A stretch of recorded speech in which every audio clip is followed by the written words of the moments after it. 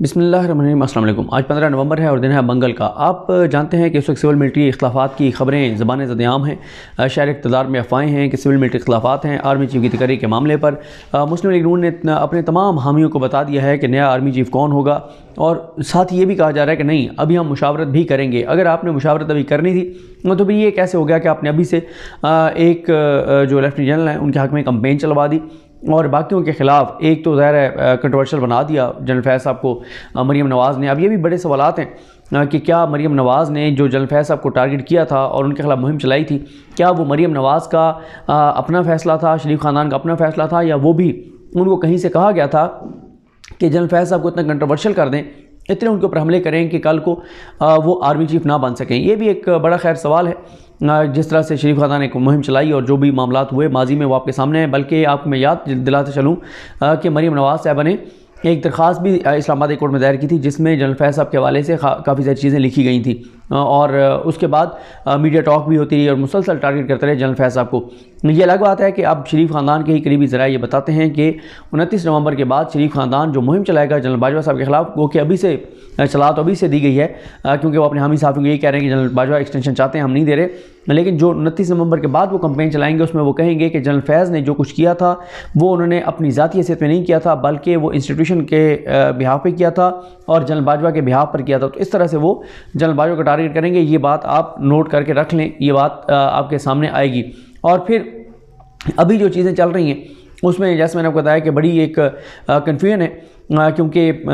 जो जिस तरह की इन्होंने ख़ुद ये ख़बरें लीक की कि हम समरी मंगवा रहे हैं, आर्मी चीफ समरी नहीं भेज रहे, GHQ की समरी नहीं आ रही। अब अल्लाह की ज़ात बेहतर जानती है इसमें हकीकत क्या है। लेकिन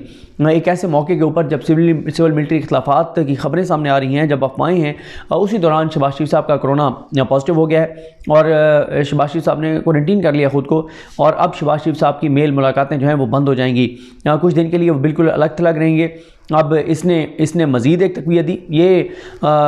इत्तफ़ाक़ भी हो सकता है, ये वाकई ऐसे हो सकता है कि क्योंकि ये भी आपको बता सकता हूँ कि शहबाज शरीफ साहब की तबीयत बहरहाल ख़राब थी और यही वजह है। मैंने बल्कि आप याद करें जब मैंने आपको वो एक वीडियो की थी कि लंदन में क्या चल रहा है, उसमें मैंने कहा था कि मेरे बहरहाल सोर्स यही कहता है कि उनकी तबीयत ख़राब होने की वजह से, कुछ उनकी कमर में तकलीफ भी थी, तबीयत ख़राब होने की वजह से वो रहे हैं। ये मैंने आपके साथ ये वीडियो में ये बात शेयर की थी। अब एक तो और वो जब वहाँ से आए लंदन से, और आई थिंक ब्रिटिश एयरवेज़ में आए, और उसमें जो लोग उनके साथ आए हैं उनमें से मुझे किसी ने बताया, मेरी बात हो रही थी कि शहबाज शरीफ साहब जो हैं वो एंड टाइम पर, जब फ़्लाइट का टाइम होने वाला था, यानी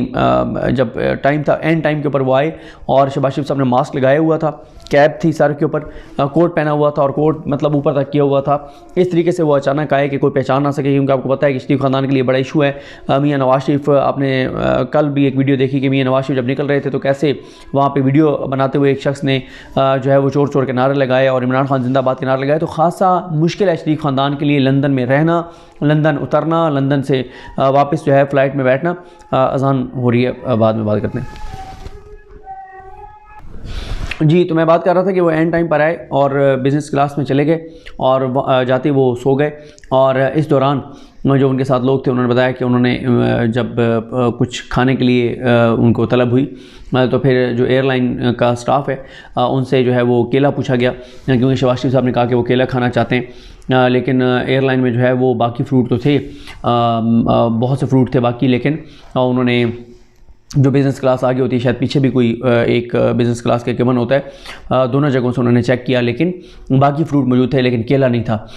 तो फिर शहबाज शरीफ साहब जब यहाँ पे भी फ़्लाइट आके उतरी तो अचानक उनकी सिक्योरिटी जो बाकी यहाँ पर पाकिस्तान में थी वो अचानक आए और शहबाज शरीफ साहब को लेकर चले गए। तो तबीयत तो उनकी बहरहाल ख़राब थी, लेकिन ज़ाहिर है इस वक्त मुल्क के अंदर एक माहौल इस तरह का चल रहा है कि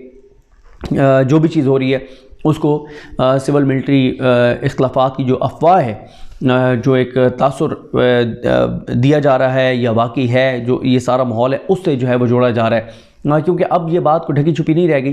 कि शरीफ ख़ानदान ने तो यानी सीधा एक तरह से बता दिया है कि वो किसको लगाना चाहते हैं, और वो पहले तारीफ़ भी करते रहे और तमाम ख़बरें वो यही चलवाते रहे कि किसको वो लगाना चाहते हैं, और फिर वहाँ से लंदन से भी खबर चलवाई गई, यहाँ भी यही खबर दी गई, और ये पिछले कोई एक हफ़्ते से ये खबर चल रही है। यानी अगर कोई आजकल में किसी ने कहा है तो ये कोई एक्सक्लूसिव बात नहीं है। यानी पाकिस्तान में हर बंदा जो सोशल मीडिया देख रहा है, मीडिया देख रहा है, उसको पता है कि पिछले एक हफ़्ते से शरीफ ख़ानदान ये तासुर दे रहा था, और जिनके हवाले से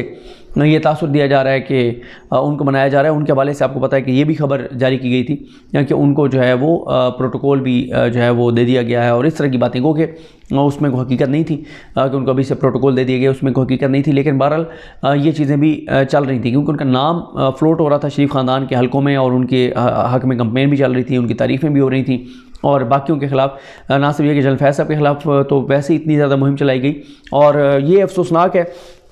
कि जनरल फैज़ साहब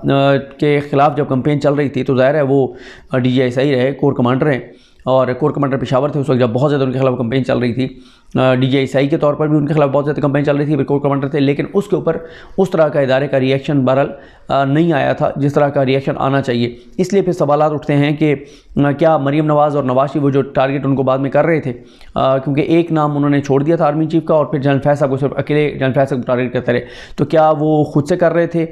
या जनरल फैज़ साहब को टारगेट करवाया जा रहा था? ये अब कुछ कहना कबल अज़ वक्त है कि इसके पीछे क्या था, या वो ख़ुद से ये चीज़ें कर रहे थे। बहरहाल इस हवाले से कोई किसी के पास एग्जैक्ट या एक्यूरेट ख़बर नहीं है। अब आज जो है वो 15 एक तरह से आप समझेंगे गुजर चुकी है, और बताया गया था कि 18 तारीख से 21 तारीख के दरमियान इस दौरान जो है वो समरी आएगी GHQ से, और समरी आएगी सेक्रेटरी डिफेंस, बताया जाता है कि सेक्रेटरी डिफेंस ख़ुद लेकर आएंगे और प्राइम मिनिस्टर के सामने रखी जाएगी। अब ये बड़ा एक सवाल है कि प्राइम मिनिस्टर जो हैं वो तो कोविड के शिकार हैं, तो किस तरह से चीज़ें चलेंगी, क्योंकि अभी तो PDM का सरबराही इजलास होना था, नून लीग का इजलास बुलाया हुआ था, काबीना का इजलास होना था, तो क्या होगा? क्या शहबाज शरीफ वीडियो लिंक के ज़रिए ये सारी चीज़ें अटेंड करेंगे, क्या करेंगे, किस तरह करेंगे? एक ये बड़ी एक कन्फ्यूजन है, और जैसे मैंने आपको कहा कि इसको जोड़ा बहरहाल उसी से जा रहा है। बाकी ये इतना आसान नहीं होगा शरीफ ख़ानदान के लिए, अगर तो इदारा नहीं चाहता, जिसको ये बनाना चाहता है और उसको इदारा नहीं चाहता, या कानूनी तौर पर मुमकिन नहीं है अगर उनका, तो फिर इतना आसान नहीं होगा इनके लिए। और अगर इदारा भी ऑन बोर्ड है और वो कहते हैं ठीक है आप जिसको बनाना चाहते हैं, उनको बनाना चाहते हैं, उनको बना दें, और जो ये बात होती है कि पहले उनको कोई एक्सटेंशन देनी पड़ेगी या 2-3 दिन पहले, ये मैंने आपको बताया ना कि सारी अफवाहें हैं। ये अफवाहें किस लिए हैं? ये अफवाहें इसलिए हैं कि फ़ौज का जो इंटरनल सिस्टम है उसके बारे में ज़्यादा किसी को पता नहीं है, क्योंकि आप देखें ना ये बात कि कोई कहता है कि जी 3 दिन पहले बाजवा साहब को जाना पड़ेगा, कोई कहता है नहीं उनको जो है वो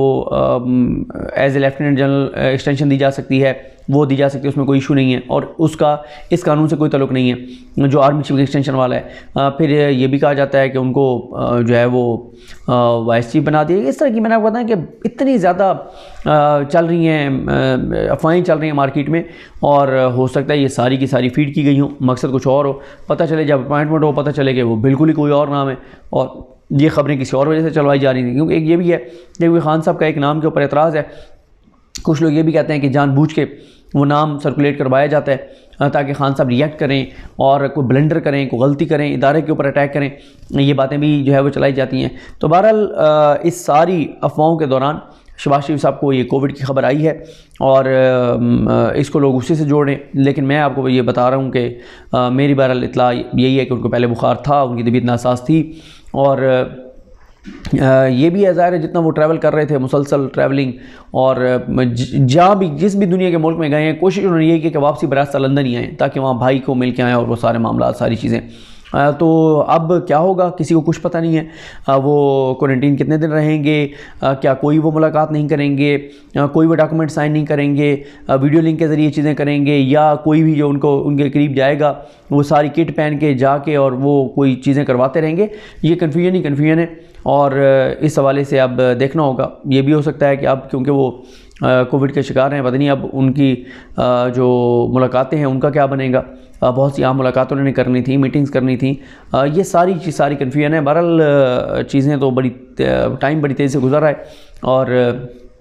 18 से 21 बताया गया था मुसलसल कि 18 से 21 के दरमियान जो है वो समरी आएगी। अब समरी 18 से 21 के दरमियान आती है, नहीं आती है तो कौन सा नाम होते हैं, आया शहबाज शरीफ उन्हीं नामों में से कोई करते हैं, या कोई नाम नहीं भेजा जाता तो शहबाज शरीफ दोबारा समरी भेजते हैं और कहते हैं कि वो समरी में वो नाम ऐड करके भेजें। लेकिन शहबाज शरीफ साहब की बहरहाल इतनी कोई सियासी तौर पे वो वर्थ नहीं है कि शहबाज शरीफ आर्मी चीफ को कह सकेंगे नहीं ये ना भेजें, या ये भी इतना आसान नहीं है कि शहबाज शरीफ को मियाँ साहब तो लड़वाना चाहते हैं कि शहबाज शरीफ जो है वो उधर की अप्रूवल के बगैर ही कोई नाम जो है वो सिलेक्ट करके और दे दें और कहें कि जी मैंने इसको आर्मी चीफ लगाना है। उसके लिए महकमा इदारे को ऑन बोर्ड लेना ज़रूरी होगा, उसके बगैर चीज़ें नहीं चलेंगी। बहरहाल देखते हैं मामला किस तरह आगे बढ़ते हैं। मुझे अपनी दुआ में याद रखें। लगी हम सबका हमें नासर हो। अल्लाह हाफ़िज़।